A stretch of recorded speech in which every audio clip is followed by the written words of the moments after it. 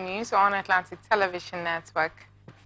From Niger, French troops withdraw completely, indefinitely from Iran. Authorities increase production of weapons-grade uranium. From Japan, court holds operator responsible for damages from nuclear disaster. From Albania, cyber attack temporarily halts operation of parliament. From United States, President Biden orders retaliatory airstrikes against Iranian-backed militia groups. From Australia, Chef Bill Granger, aged 45, dies.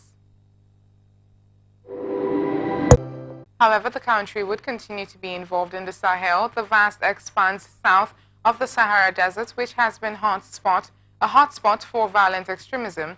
Although differently, President Emmanuel Macron said Thursday during a visit to a base in Jordan. "I decided on some important reconfigurations," Macron said. "We will continue to protect our interests over there, but our armies won't be as present permanently. We'll be less stationary and also less exposed," he said. Niger's junta described the end of the military cooperation with France as the start of a new phase, but analysts say a vacuum will be created by the troops' departure. It will leave Niger and the entire Sahel worse off in terms of overall counter-terrorism efforts, as Niger was seen as the last remaining Western partner in the decade-long fight against jihadi groups in the region, said Ryan Cummins, director of Africa-focused security consulting company Signal Risk. Some 1,500 French troops were training and supporting the local military in Niger, which had been envisioned as the base for counter-terrorism operations in the region after anti-French sentiment grew in Mali and Burkina Faso, both run by juntas that have also forced French troops out, including 10 from the same family, a local official said Tuesday. The hours-long rainfall in the district of Kananga in Kasai Central Province destroyed many houses and structures. The province's governor, John Kabeya, said as rescue efforts intensified in search of survivors. 5 more deaths were confirmed later on Tuesday, in addition to the initially reported death toll of 17, he said. The collapse of a wall caused 10 deaths, all members of the same family in Bikuku, said Kabeya. There was significant material damage caused by the floods, according to Nathalie Kambala, country director of the Hand in Hand for Integral Development non-governmental organization. Flooding caused by heavy rainfall is frequent in parts of Congo, especially in remote areas. In May, more than 400 people died in floods and landslides brought on by torrential overnight rains in eastern Congo's South Kivu province. Among the structures damaged in the latest flooding was the Higher Institute of Technology of Kananga, as well as a church and a major road that was cut off, said Kabeya, who added that urgent action will be requested from the national government. Heavy rains triggered a landslide in eastern Congo late Sunday, killing at least 4 people and leaving at least 20 missing. Iran has increased the rate at which it is producing near-weapons-grade uranium in recent weeks, reversing a previous slowdown that started in the middle of this year, the International Atomic Energy Agency said in a report to member states. Director General Rafael Mariano Grossi said in the report that Iran in recent weeks had increased its production of highly enriched uranium, reversing a previous output reduction from May 2023, according to an IAEA spokesperson Sunday. Iran had previously slowed down the rate at which it was enriching uranium, a short technical step away from weapons-grade levels of 90%. The UN nuclear watchdog said its inspectors had verified the increased rate of production since the end of November at facilities in Natanz and Fordo to about 9 kilograms per month, up from 3 kilograms per month since June, and representing a return to earlier levels of production. Enriching uranium means increasing the percentage of uranium-235, the isotope of uranium that can be used in nuclear fission. The bodies of a Kuwaiti citizen and a Saudi with Kuwaiti residency who had disappeared in Iraq were found. 2 men who had reportedly come to Iraq on a hunting trip were killed by an explosive left behind by the Islamic State group.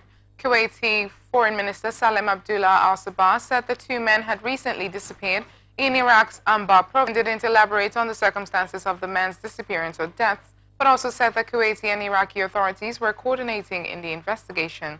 Iraq's Security Media Office said in a statement that Saudi citizen Anwar al-Dafari and Kuwaiti citizen Faisal al-Mutairi, who had entered Iraq on tourist visas and didn't have hunting permits, were in a remote desert area when their vehicle set off an old explosive vehicle left behind by IS and caught fire.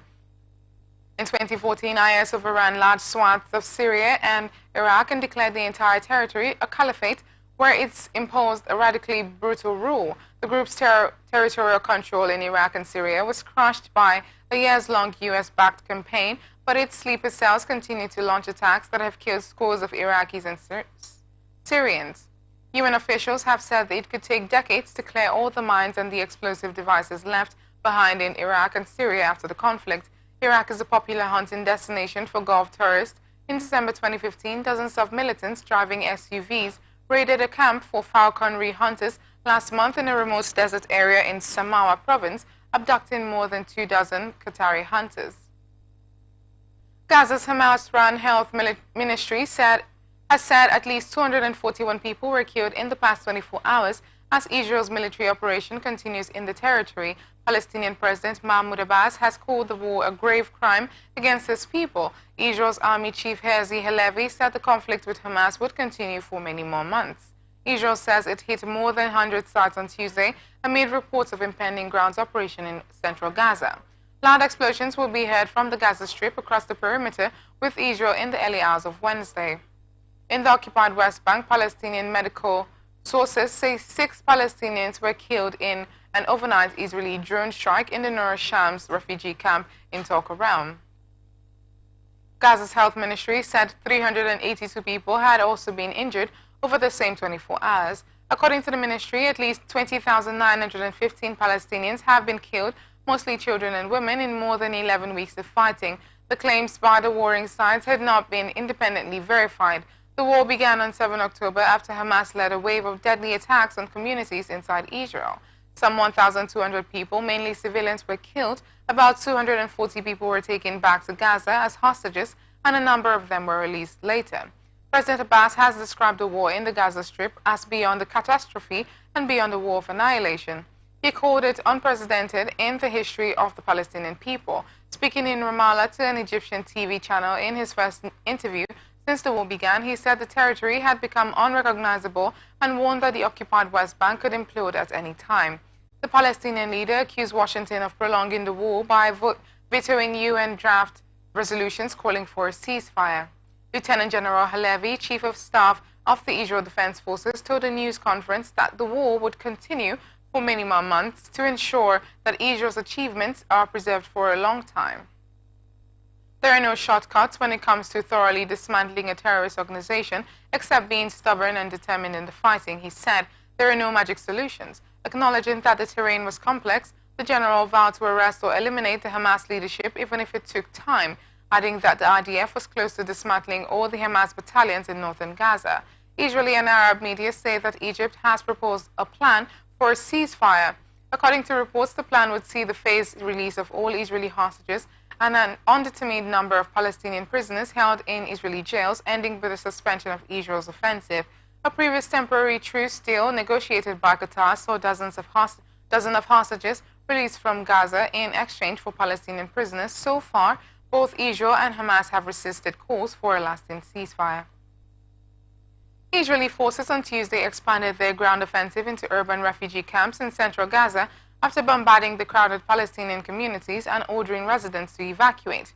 Gaza's main telecom provider announced another complete interruption of services in the besieged territory. The military's announcement of the new battle zones threatens further destruction in a war that Israel says will last for many months, as it vows to crush the ruling Hamas militant groups after its October 7 attack.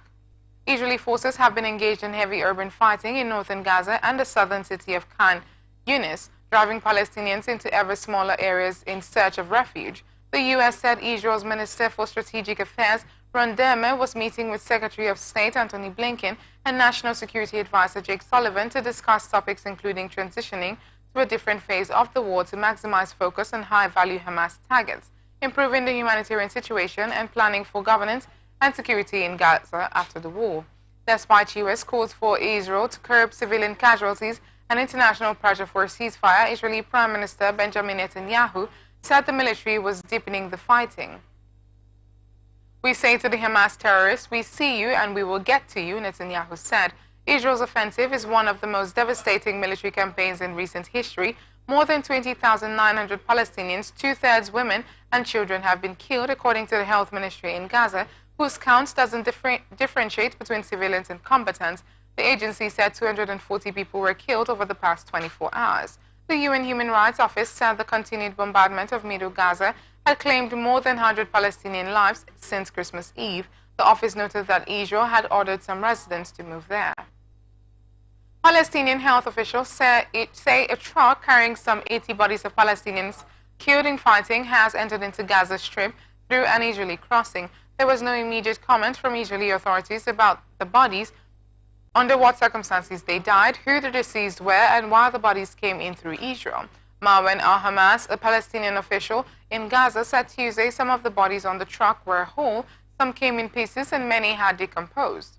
Health workers in plastic robes removed the bodies, which were covered in blue plastic sealed with zip ties, from the truck. The bodies were then brought by a bulldozer for burial in a mass grave. The Israeli military spokesman said at a news conference he was not aware of the bodies. Supporters of a local Palestinian activist in the West Bank say he has been arrested by Israel on suspicions of incitement. They say Mantha Amira, a social worker and community activist in the Aida refugee camp near Bethlehem, was arrested on December 18 by Israeli troops. Jonathan Pollack, an Israeli activist assisting Amira, says Mantha was questioned about Facebook posts but denied allegations against him. He said it was unclear which post drew attention from Israeli authorities. Amira's lawyers, Reham Nasra, said the military is now trying to place Amira under administrative detention, a status under which suspects can be held without a charge for months at a time. She accused Israel of trying to stifle criticism of the Gaza war. Mantha is a renowned activist, and Israel is grasping at the opportunity to remove him from the stage, Nasra said. Israel's Shin Bet domestic security agency did not respond to a request for comment. Rights groups say that Israel has arrested scores of Palestinians, including Israeli citizens, in a crackdown on free speech and political activity since the war erupted on October 7th. The Israeli rights group Hamokt says Israel was holding 2,873 Palestinians in administrative detention as of December 1st, an increase of 800 from the previous month. Israel says that it will no longer grant automatic visas to UN employees, accusing the United Nations of being complicit partners in Hamas tactics. The move ratchets up tensions between the United Nations and Israel, which has long claimed the world body directs unfair and disproportionate criticism at it. Government spokesman Elon Levy said Tuesday that Israel would consider visa requests from UN employees on a case-by-case basis rather than automatically. Levi accused the UN of covering up for Hamas, saying it failed to condemn Hamas for allegedly operating out of hospitals and purportedly stealing aid denied for civilians in Gaza. Hamas denied both charges. Authorities in Israel say an anti-tank missile from Lebanon hit a structure on the grounds of a church in northern Israel. Wadi Abu Nasser, a spokesman and advisor to the churches in the Holy Land, said the Greek Catholic Church itself was not struck, but a nearby shed was. He said an 87-year-old man was wounded. His exact condition was unknown, but his injury was not life-threatening, Abu Nasser said.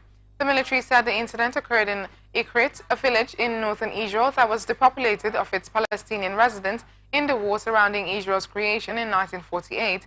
The former residents and their descendants returned to worship at the church, especially at Christmas. But Abu Nasser said the church and its grounds were mostly empty because of the security situation. The man wounded was keeping watch over the church.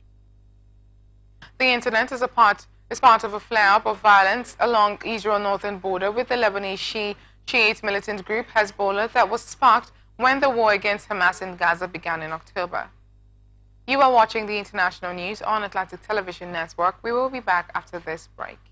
From the line across the ocean to the land beyond the mountains, through the Sahara, we bring all sport news, live analysis, expert discussions on trending stories in politics, business, socio-economy, sports, and documentaries. So catch all the updates on the happenings around the globe on The Fact Today, only on ATN.